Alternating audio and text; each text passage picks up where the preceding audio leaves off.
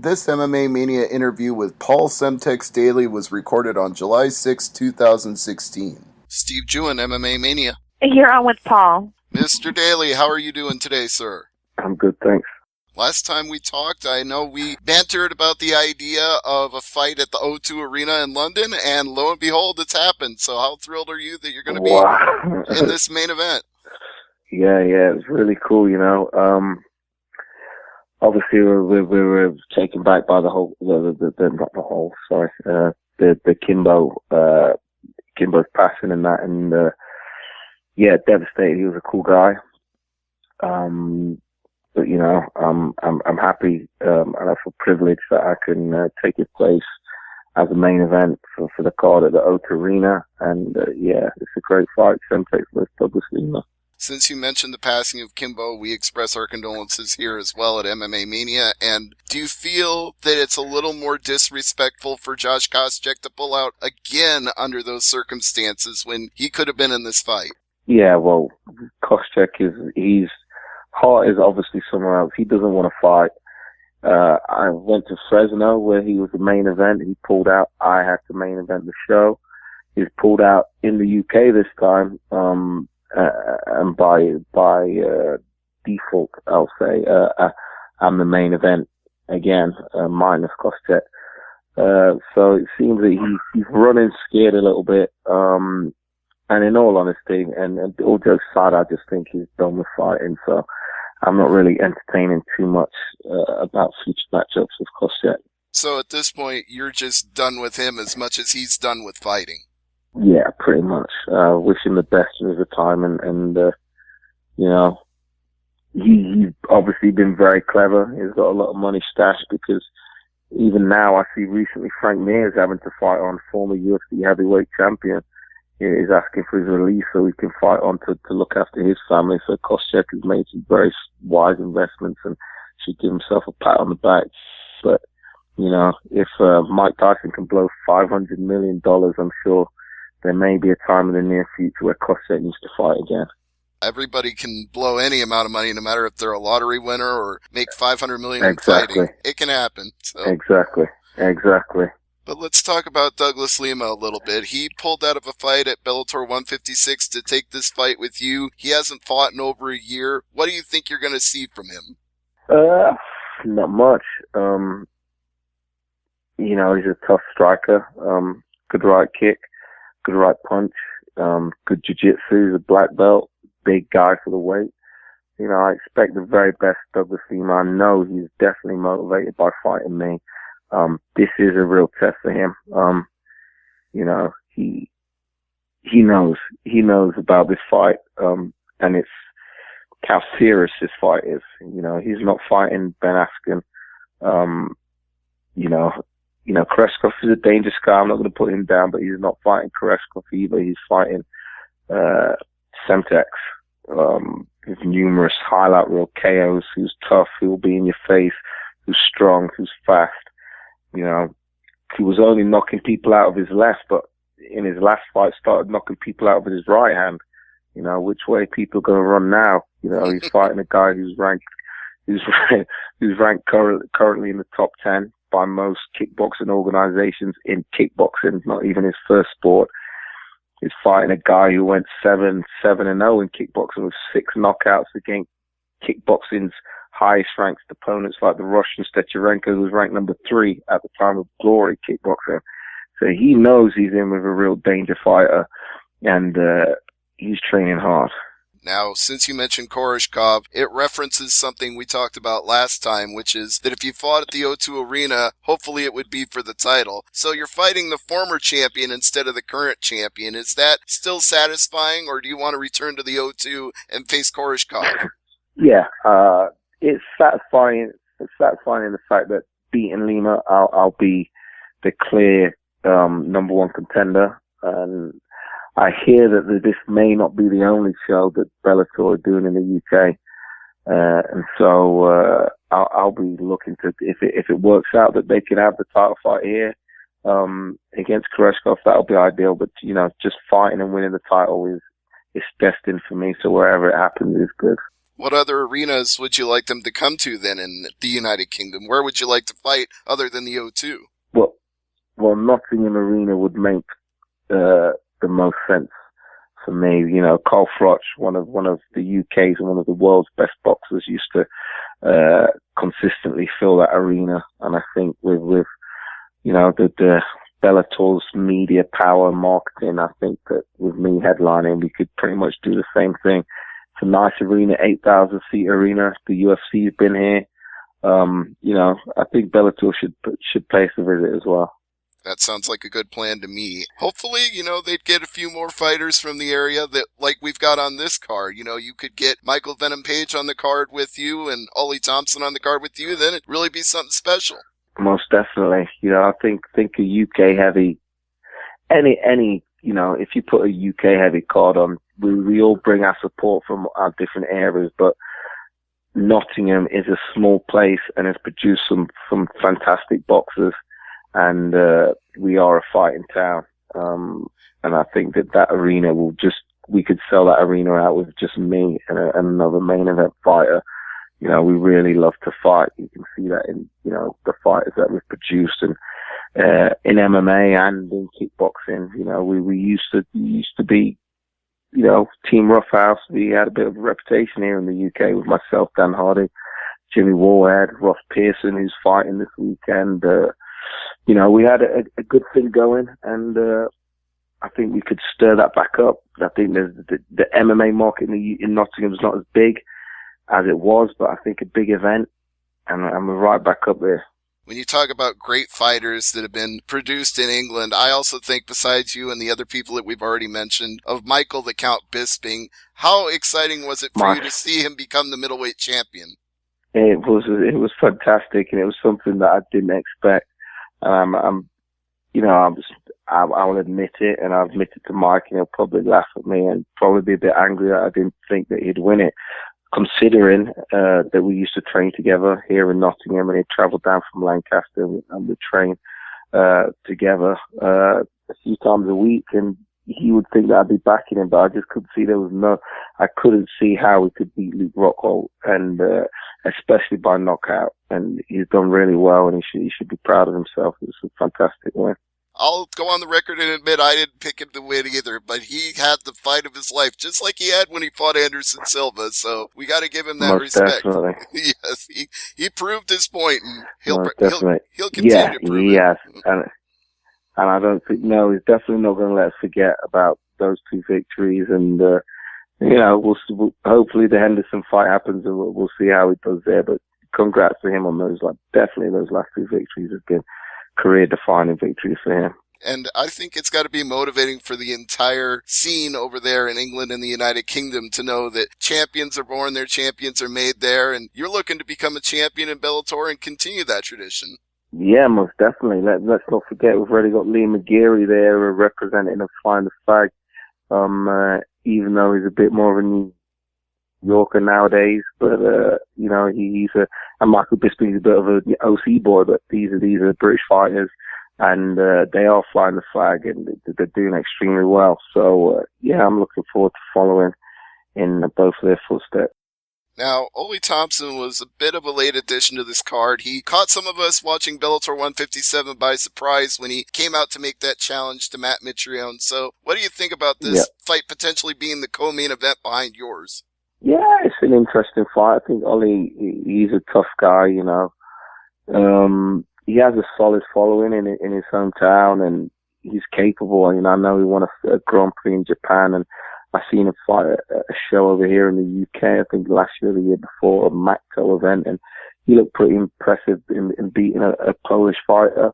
It's an interesting fight. Definitely jump up in competition for Ollie, but he seems like he's very serious about his job, and Mitrione showing a little bit of vulnerability and getting dropped in the first few minutes of the seconds of the fight, his Bellator debut. So it's a good fight. You know, it's an interesting fight. A little late on the card, so probably won't really have people's attention as much, but it's a good fight.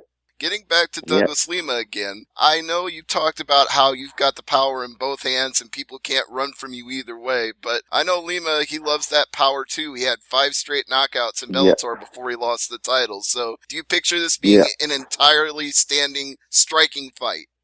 Who knows? And that is how I prepare. You know, who knows what's going to happen? I can go in there and do what I want to do, but Lima takes the power.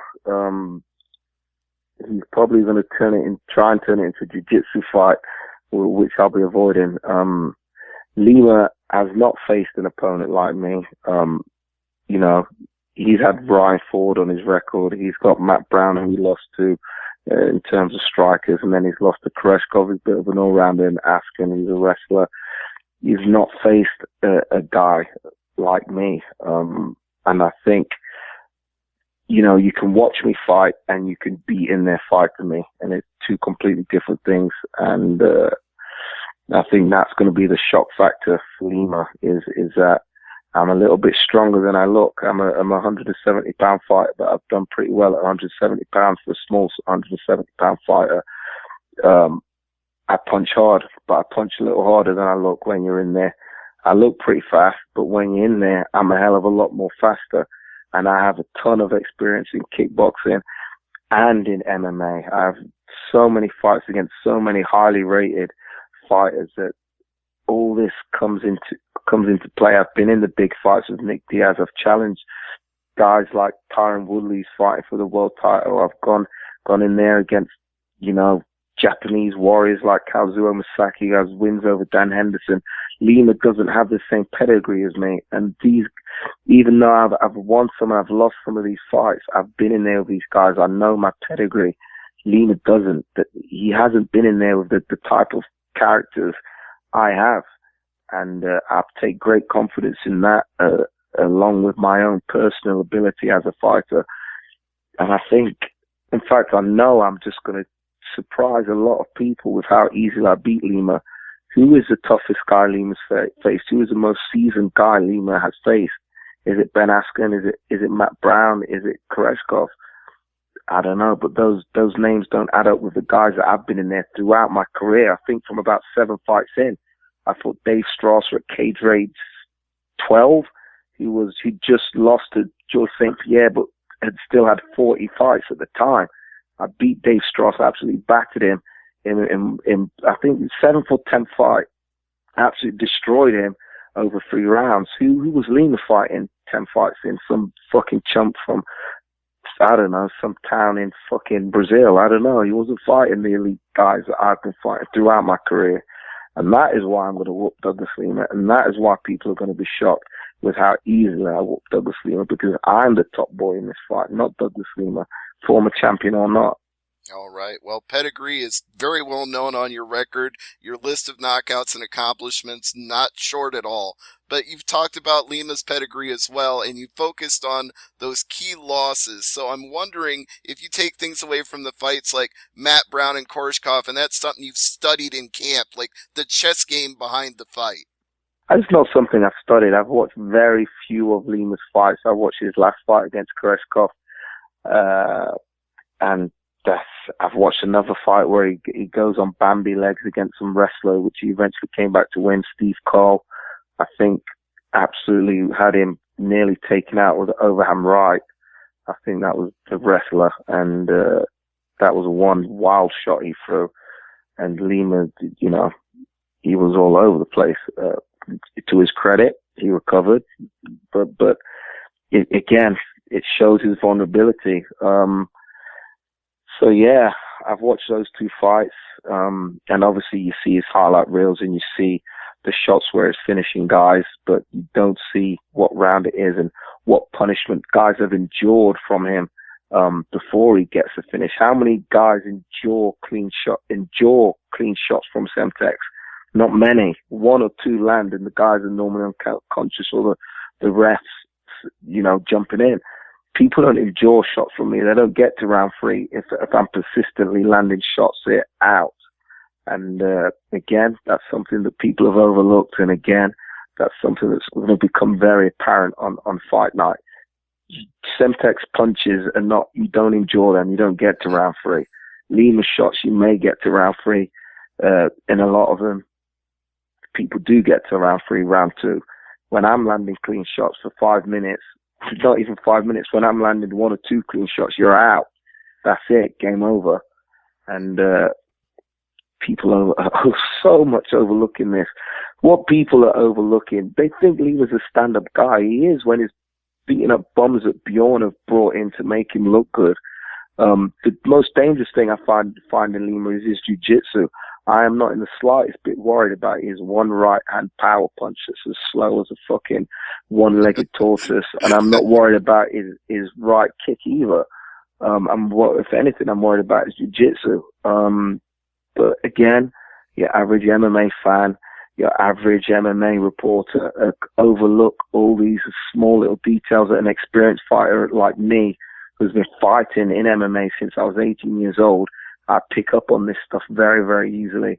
And that is why I picked Lima out of a list of 4 guys to fight. I picked Douglas Lima. He didn't get the call from the matchmaker, we need you to fight Daley. I got an email saying, look, Paul, there's these 4 guys that we want you to fight. Who do you want to fight? I picked Douglas Lima.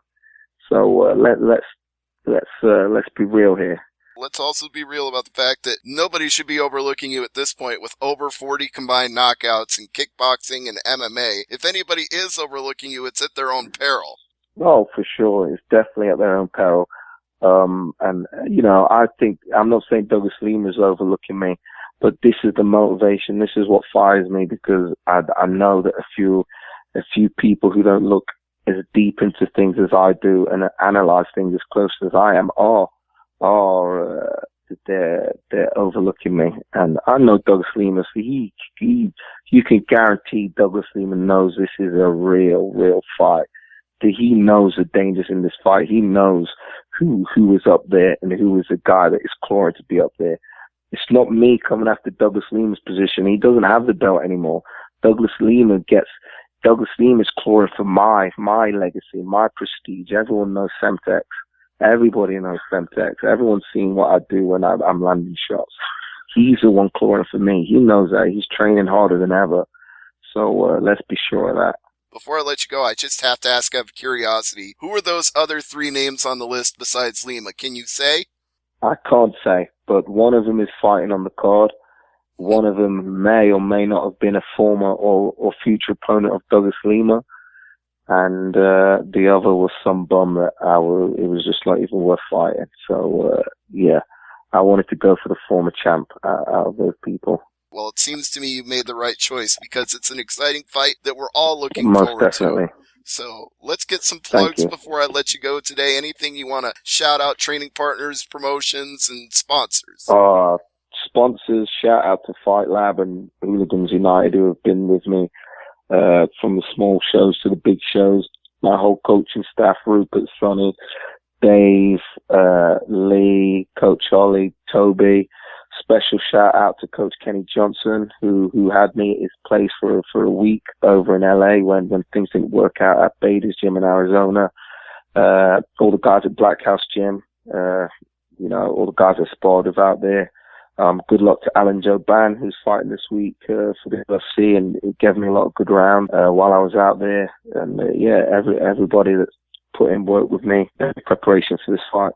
It's going to be July 16th, O2 Arena, a not-to-be-missed card, Bellator 158 London, headlined by Paul Semtex Daley, taking on the former champion Douglas Lima in what's going to be a very explosive fight. Don't miss it. And thank you, Mr. Daley. I always appreciate the time. No problem. Thank you very much.